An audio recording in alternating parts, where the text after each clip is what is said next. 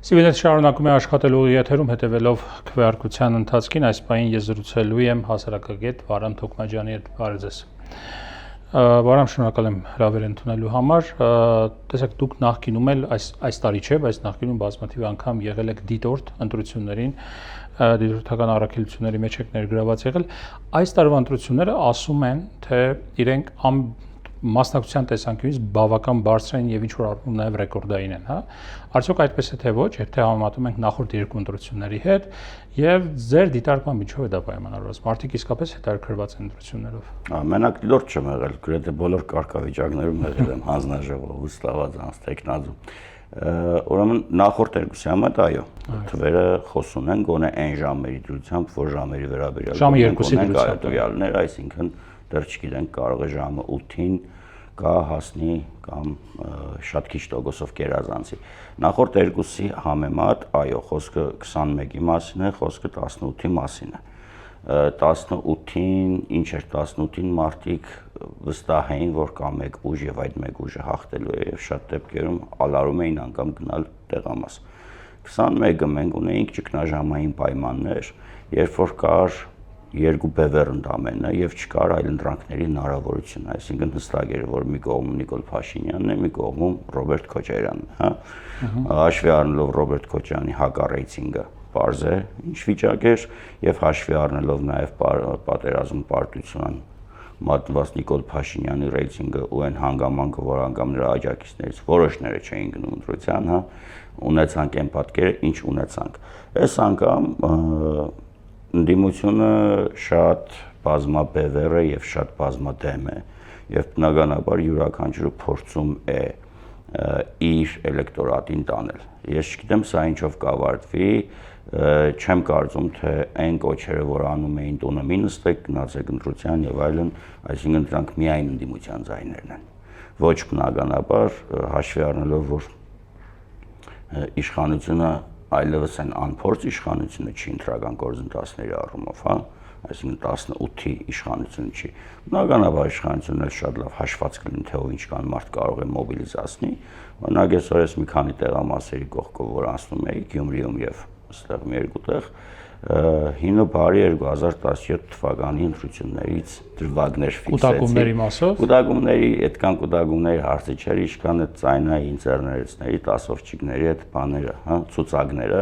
նշում էին մայլից ով եկավ, ով գնաց, երկրորդ պատիեզդի Սուսանենք եկան թե չէ եւ այլն։ Դրանք հիմնականում ովքեր են իրականացնում, նախկին իշխանություններն էին հիմնականում։ Հիմա դա էլ է բազմադեմ, այսինքն թե իշխանությունն է դա անում, հա, ինչի որովհետև այդ ռեսուրսին տիրապետում է եւ նաեւ ընդդիմադիր հիմնական երկու ուժերն են դա անում, հա, իրենց ցանկերով, հաշվի առնելով նաեւ այն փողի մագարտակը ծավալը, որը ծախսվեց այս ընտրություններին, չի ասի թե ընտրակաշառքների առումով աննախադեպ էր, բնականաբար աննախադեպ չէր, մենք ավելի նորմալ ընտրակաշառքներ ենք տեսել նորմալ ծավալի, բայց բարձր է որ այդ տված փողի հետևից էլ են գնում։ Օրինակ ժամանակին, երբ որ ես խոսում էի նախկին իշխանության ընտրակեղծարար ճարտարապետներից մի երկուսի հետ, իրենք ասում էին, երբ որ ընտրակաշառք ես բաժանում, դու 30-40% կորուստ համարես։ Մենք այդ ձևը հաշվում ենք, եթե 1000 հոգու տալիս ենք,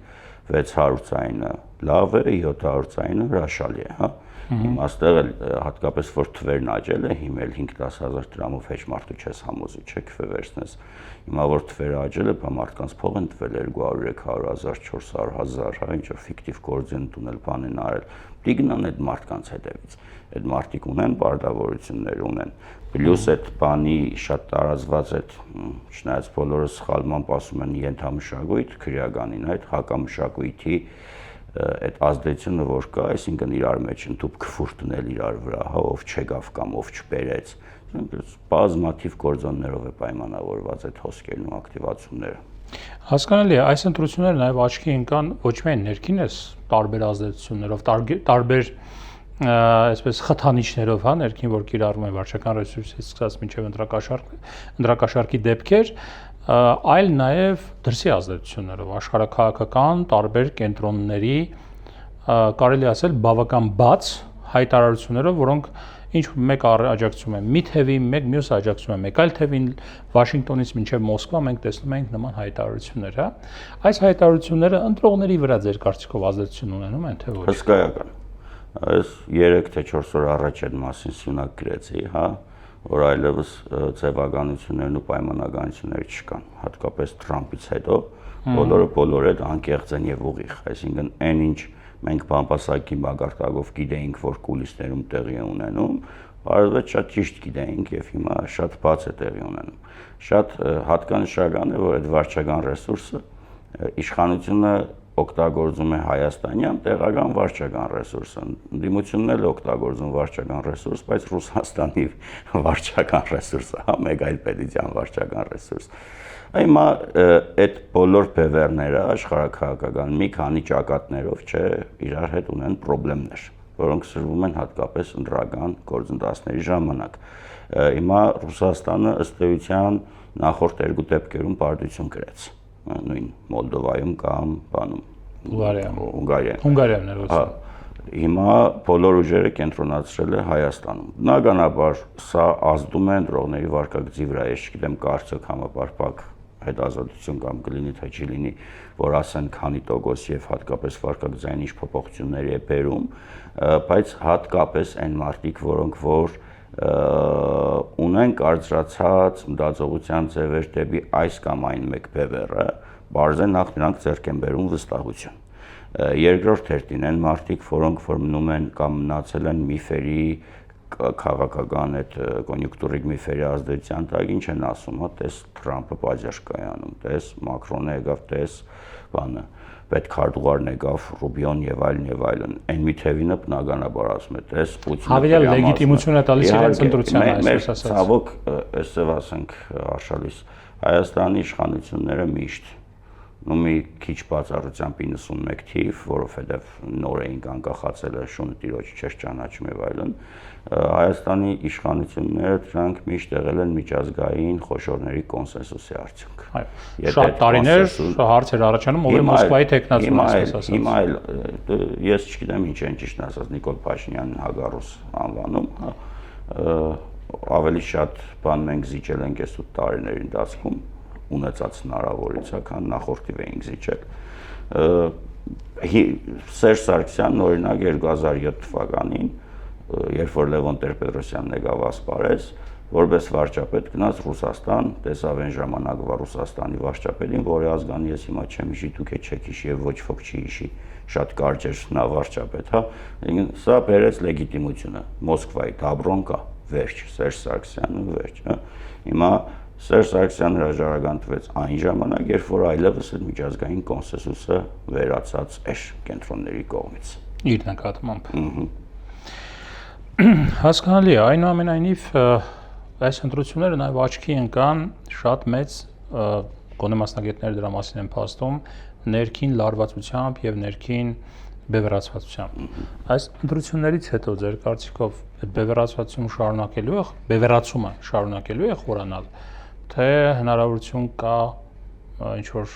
հետքայլ անել կամ անիվը հետ պատտել։ Իմ կարծիքով խորանալու է։ Նախ ինչպես տեսնում ենք, մենք արդեն վերջին 6-7 տարիների տրամաբանությամբ Նիկոլ Փաշինյանին միշտ պետք է բևեռացում։ Այսինքն քխերի եւ պուպուշների պայքարը միշտ պետք է, հա։ Սևերի եւ սպիտակների։ Սպիտակներն ու այդ Հայկ Մարությանի միտքեր, որը հետագայում այո բոլորը կիրառեց։ Որ եթե անգամ ինչը շատ քիչ հավանական եմ համարում ընդդիմությունը հաղթի, չնայած ընդդիմության առանցքային ուժերի հայտարարություններին, թե մենք գալիս ենք հաշտություն բերելու, բևեռացումը վերացնելու, հասարակությունից այդ սեպերը հանելու, խորապես կասկածում եմ։ Որևէ ուժ այսօր եղած առաջատար երրյակից, եթե կամ իշխանությունն է վերընտրվում կամ, չգիտեմ, ինչ որ հրաշքով ընդդիմությունն է դառնում իշխանություն, էլ ավելի վատ է լինելու։ Էլ ավելի վատ է լինելու, որովհետև այդ բևեռացման վերացման համար լոգիկ ազդակներ են պետք, չէ՞, այդ լոգիկ ազդակները այսօր չկան, որևէ կերպ չկա։ Կա մարգինալացված X կամ Y ուժերի կողմնակիցներ եւ ցավոք հասարակության զգալի խմբեր արդեն սկսել են միմյանց այդ հարաբերությունները պայմանավորել քաղաքական հայացքներով, ինչը շատ վատ է։ Մենք կարծես նորից վերադառնում ենք այն բան Սարոյան եղբայրների փուլը, երբ որ կարող է արդեն քաղաքական հայացքներով իրար աղջիկ էլ չտան, հա, ոնց որ դաշնակցականները Հնչագյաններին չէին տալիս եւ այլն եւ այլն։ Հիմա ինչ պիտի անի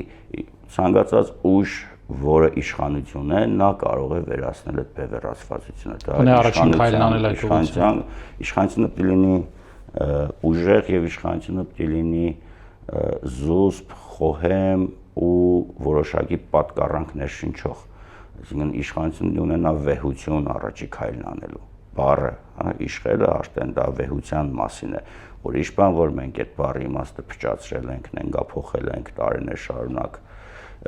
չեմ տեսնում, այո, հսկայական նաև ռեսուրսներ կիրառվեցին, էլի սրացավ էս ամեն ինչը, այն ինչ կար, ինչ խոսվիթ որ կար, այսինքն ինչ որ պահի մեզ թվում էր թե լավ է, էս է կմտնենք ինչ որ տարտամության փուլ եւ ի վերջո ռացիոնալ խոսակցությունների ժամանակը կգա, բայց չէ։ Իսկ մենք որպես հասարակություն, հասարակական կազմակերպություններ, լրագրողներ, չգիտեմ, մասնագետներ, ինչ որ բան կարող ենք անել այդ, որպեսզի այդ թափանիվը գոնե բևեռացման